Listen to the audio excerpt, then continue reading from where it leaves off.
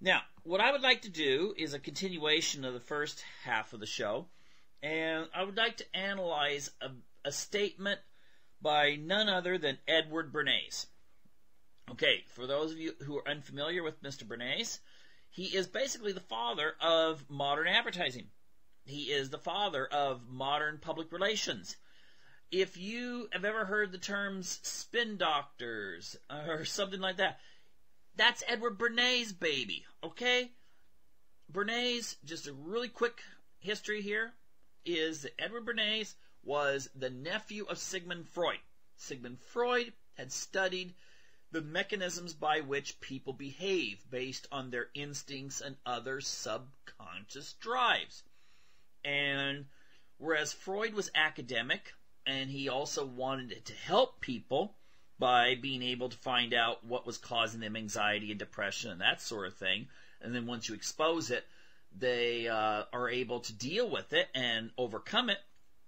Bernays looked at this and went, hey, this is a great way to make some money. Let's advertise. Let's apply this to advertising.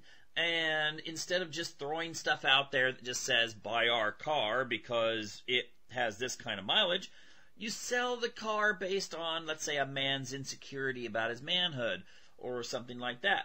And voila, it'll sell. Way more than just saying, here's the gas mileage. And basically, I think it was Cloton Ropier, I think that's his name, if I recall it right, on the documentary The Persuaders, came out a few years ago. Very good documentary. You should watch that. It's on PBS, Frontline. It's still online. You can watch it for free. And he states that people buy stuff based on the reptilian brain. And what he meant by that is not so much that it's some sort of a reptile conspiracy type thing. It's just basically that the areas of the brain that are responsible for instinctive drives and so forth are what is going to get us to buy things. And because of that, that's how you advertise to them and get them to change their behaviors, is you deal with their insecurities, their desires, wants. You make things into needs, whereas it used to be just, well, I'd like to have that, but, I can't afford it. You instead make it a need. They'll pay whatever they need to in order to get it. Okay, so anyway, there's a quote here. It's Edward Bernays. It's, those who manipulate the unseen mechanism of society constitute an invisible government, which is the true ruling power of our country. We are governed, our minds molded, our taste forms, our ideas suggested largely by men we've never heard of. In almost every act of our lives, whether in the sphere of politics or business, in our social conduct or ethical thinking, we're dominated by the relatively small number of persons who understand the mental processes and social patterns of the masses. It is they who pull the wires that control the public mind. I'm going to analyze this here. I think this is an extremely profound statement. You could write books about this. But essentially, let's just go over a little bit about what the profit of consumerism dealt with here. So, the first part here. Those who manipulate the unseen mechanism of society constitute an invisible government, which is the true ruling power of our country. You know what? If you think about it, who are the people that determine, let's say, what you should eat for breakfast? You see someone eating pizza for breakfast, and you're like, oh, that's not proper breakfast food. But yet, who came up with that? Okay? Who determined the breakfast foods that you eat? I'd point this out to you. I'm just using this as an example. I could take anything as an example. But I'll just point this out, that much of the reason why you associate, if you live in America, breakfast being, eggs and bacon or cereal or something like that, as opposed to eating that for lunch or dinner, is because of marketing. It's because of marketing campaigns that persuaded you that this is what you should eat. By the way, speaking of cereal, you should look up why Kellogg's invented cornflakes. Just put that thing in there into Google, okay? Why Kellogg's invented cornflakes. It'll surprise you, okay? It really will. And I think Mr. Kellogg's, the original, well, you just look it up. Just look it up. It'll be fun. Anyway, the thing is, though, that if you think about modern day, I mean, how many of you, if you're past 40, did you eat yogurt for breakfast? Okay? This became something people ate. If you think about the fact that coffee was going out of style in the I would say the early 1990s, you could pretty much determine someone's age in most parts of the United States by if they drank coffee for lunch. Okay, it was you go into a room for lunch, whether it be a school or a business, and people would be drinking sodas for the most part. And it wasn't until there were some coffee companies that decided to make it more designer and chic and so forth that all of a sudden you got this huge explosion in demand for coffee. That was part of, marketing. And the thing is that the people that come up with these things do so in designer rooms when it comes to fashion. They come up with these kinds of things in boardrooms, marketing strategies, and it gets kind of complicated, but essentially they work with movie studios to make sure a fashion goes out. I mean, when Bernays did his thing with getting women to smoke, when he was hired by the cigarette industry to try to increase the number of smokers in the United States, he worked on everything. He got the fashion industry to start showing more green in their dresses. And then the kind of cigarettes that he was going to really be pushing had a green cover. And then he had the women go out during this patriotic parade, and he told the media they were going to do something daring. And so the media's there, these women are there. What are they going to do? They light up cigarettes, which was a social taboo in those days. But you know what? It got women smoking. And then, of course, you could reinforce that by, having your actresses in those years and afterwards until, of course, the Surgeon General thing. But even then after that they started, showing them smoking. And so basically this was, in a way, it was conspiratorial because you had the fashion, cigarettes, and then later movies and so forth, all kind of working together to get, in those days, if you were living in those days, your daughters and your sisters, your mothers, to start smoking cigarettes and make money for the cigarette companies. Okay? So that's how it works there. They're the people that govern things. And if you really think about it, how many people with this whole fake news, I'd say it's a fake news controversy, but, it's the big media. It's your New York Times and Washington Post and your networks that decide what the issues are of the day. I mean, I was just watching a documentary from John Pilger where he was noting that America does not have, it was an interview about the documentary, by the way. America does not have a free press. It doesn't. It's controlled. And you could just look at such a thing as the fact that during the election we didn't hear anything about what's going on with China and how the U.S. has, and it's been going on for several years now, been circling China with military installations and missiles and so forth.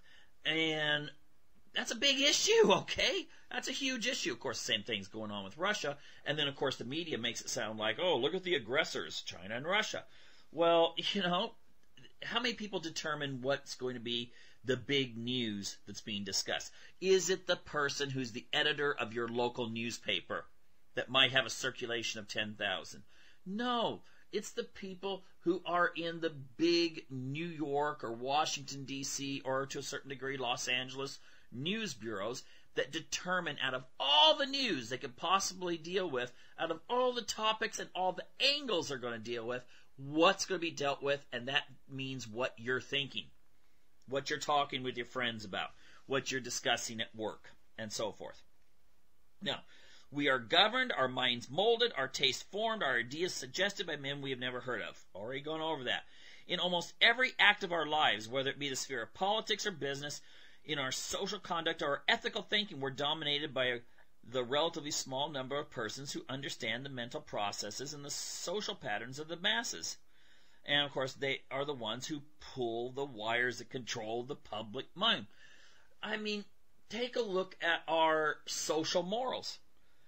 Take a look at the way we have changed in the way that we see religion, in the ways that we celebrate our holidays, in the ways that we, think about sex in regards to, is it something you should do before you're married? And in that case, what circumstances?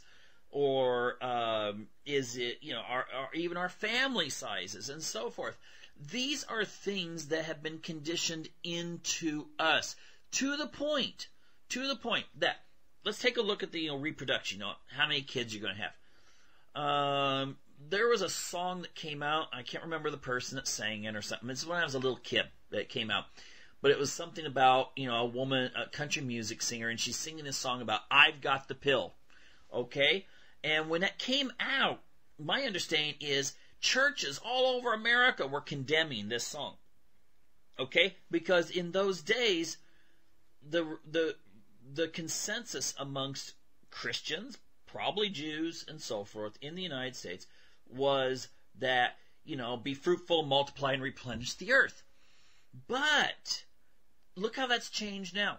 If you go into and you confront someone who's a fundamentalist Christian, and I dare say even people that belong to religions where their leaders still make a big point about having families, the Catholics, Mormons, and so forth, and you confront them with, the Bible says, be fruitful, multiply, and replenish the earth.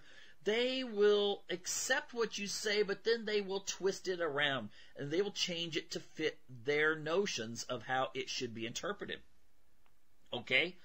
So this is something that's been really a big change, and you can think it's good, you can think it's bad, or whatever, but it has been changed, and it was not something that was organic. It wasn't something that came from the masses all of a sudden. So, you suddenly also had the thing with the sexual revolution.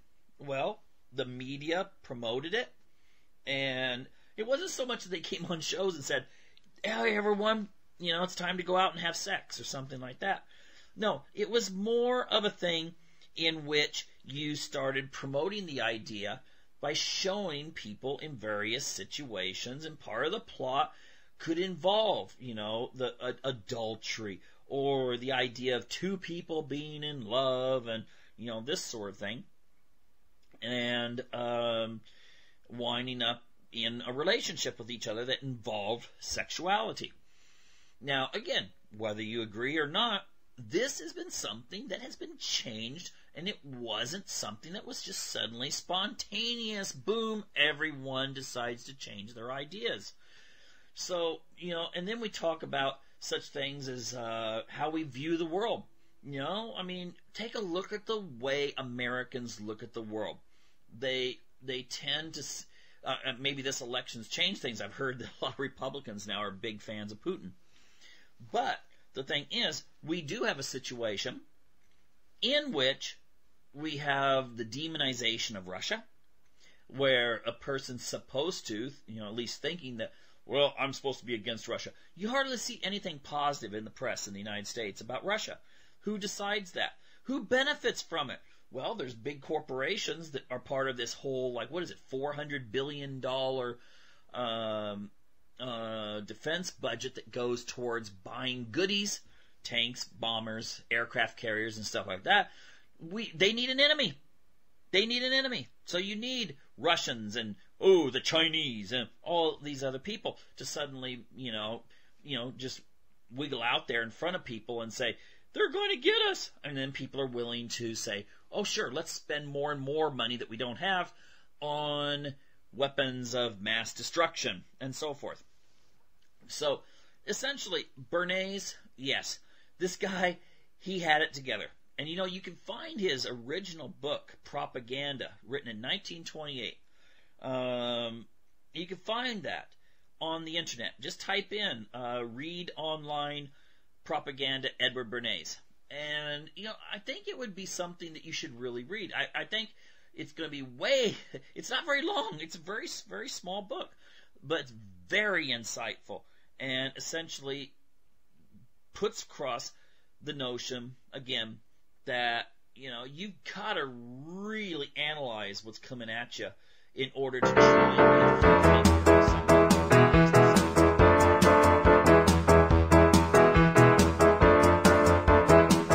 This is Ozzy Skateboard, and you're listening to